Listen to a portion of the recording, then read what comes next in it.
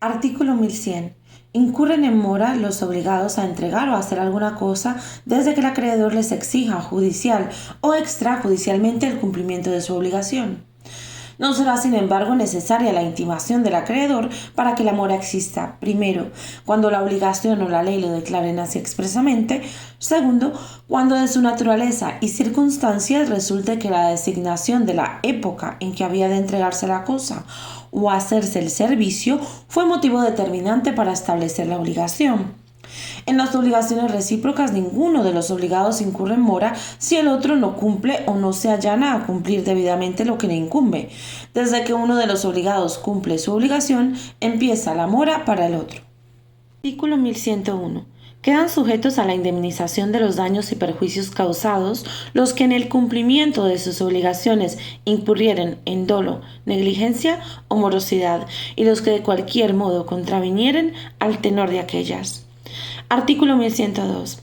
La responsabilidad procedente del dolo es exigible en todas las obligaciones. La renuncia de la acción para hacerla efectiva es nula. Artículo 1103. La responsabilidad que proceda de negligencia es igualmente exigible en el cumplimiento de toda clase de obligaciones, pero podrá moderarse por los tribunales según los casos. Artículo 1104. La culpa o negligencia del deudor consiste en la omisión de aquella diligencia que exija la naturaleza de la obligación y corresponda a las circunstancias de las personas, del tiempo y del lugar. Cuando la obligación no exprese la diligencia que ha de prestarse en su cumplimiento, se exigirá la que correspondería a un buen padre de familia. Artículo 1105. Fuera de los casos expresamente mencionados en la ley y de los que así lo declare la obligación, nadie responderá de aquellos sucesos que no hubieran podido preverse o que previstos fueran inevitables. Artículo 1106. La indemnización de daños y perjuicios comprende no solo el valor de la pérdida que haya sufrido, sino también el de la ganancia que haya dejado de obtener el acreedor, salvas las disposiciones contenidas en los artículos siguientes. Artículo 1107. Los daños y perjuicios de que responde el deudor de buena fe son los previstos o que se hayan podido prever al tiempo de constituirse la obligación y que sean consecuencia necesaria de su falta de cumplimiento. En caso de dolo responderá el deudor de todos los que conocidamente se deriven de la falta de cumplimiento de la obligación. Artículo 1108. Si la obligación consistiera en el pago de una cantidad de dinero y el deudor incurriera en mora, la indemnización de daños y perjuicios, no habiendo pacto en contrario, consistirá en el pago de los intereses convenidos y, a falta de convenio, en el interés legal. Artículo 1109.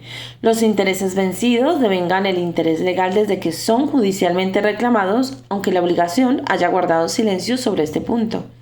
En los negocios comerciales estará lo que dispone el Código de Comercio. Los montes de piedad y cajas de ahorros se regirán por sus reglamentos especiales. Artículo 1110. El recibo del capital por el acreedor, sin reserva alguna respecto a los intereses, extingue la obligación del deudor en cuanto a estos. El recibo del último plazo de un débito, cuando el acreedor tampoco hiciere reservas, extinguirá la obligación en cuanto a los plazos anteriores. Artículo 1111. Los acreedores, después de haber perseguido los bienes de que esté en posesión el deudor para realizar cuanto se les debe, pueden ejercitar todos los derechos y acciones de éste con el mismo fin, exceptuando los que sean inherentes a su persona. Pueden también impugnar los actos que el deudor haya realizado en fraude de su derecho. Artículo 1112. Todos los derechos adquiridos en virtud de una obligación son transmisibles con sujeción a las leyes, si no se hubiese pactado lo contrario. Capítulo 3. De las diversas especies de obligaciones. Sección primera. De las obligaciones puras y de las condicionales. Artículo 1113. Será exigible desde luego toda obligación cuyo cumplimiento no dependa de un suceso futuro o incierto o de un suceso pasado que los interesados ignoren. También será exigible toda obligación que contenga condición resolutoria sin perjuicio de los efectos de la resolución. Artículo 1114.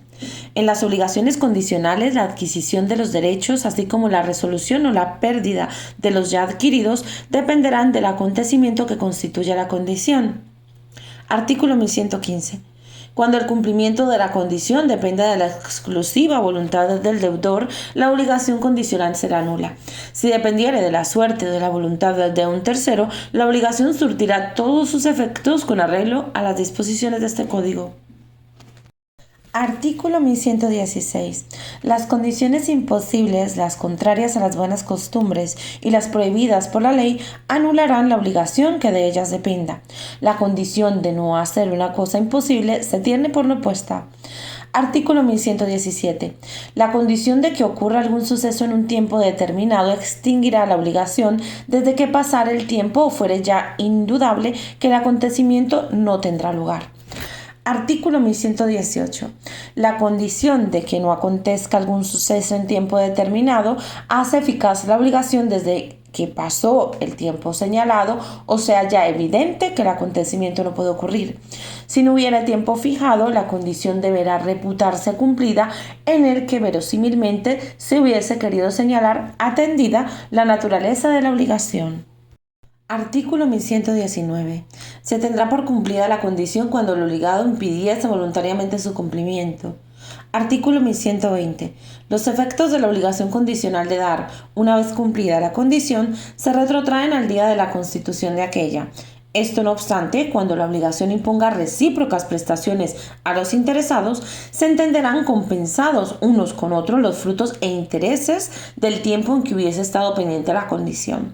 Si la obligación fuere unilateral, el deudor hará suyo los frutos e intereses percibidos, a menos que por la naturaleza y circunstancias de aquella deba inferirse que fue otra la voluntad del que la constituyó. En las obligaciones de hacer y no hacer, los tribunales determinarán en cada caso el efecto retroactivo de la condición cumplida. Artículo 1121. El acreedor puede, antes del cumplimiento de las condiciones, ejercitar las acciones procedentes para la conservación de su derecho. El deudor puede repetir lo que en el mismo tiempo hubiese pagado. Artículo 1122. Cuando las condiciones fueren puestas con el intento de suspender la eficacia de la obligación de dar, se observarán las reglas siguientes en el caso de que la cosa mejore o se pierda o deteriore pendiente la condición. Primera, si la cosa se perdió sin culpa del deudor, quedará extinguida la obligación. Segunda, si la cosa se perdió por culpa del deudor, éste queda obligado al resarcimiento de daños y perjuicios. Entiéndese que la cosa se pierde cuando perece, queda fuera del comercio o desaparece de modo que se ignora su existencia o no se puede recobrar.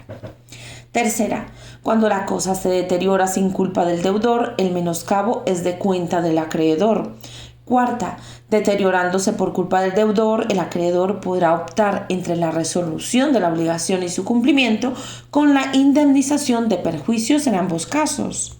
Quinta, si la cosa se mejora por su naturaleza o por el tiempo, las mejoras ceden en favor del acreedor. Sexta, si se mejora a expensas del deudor, no tendrá este otro derecho que el concedido al usufructuario.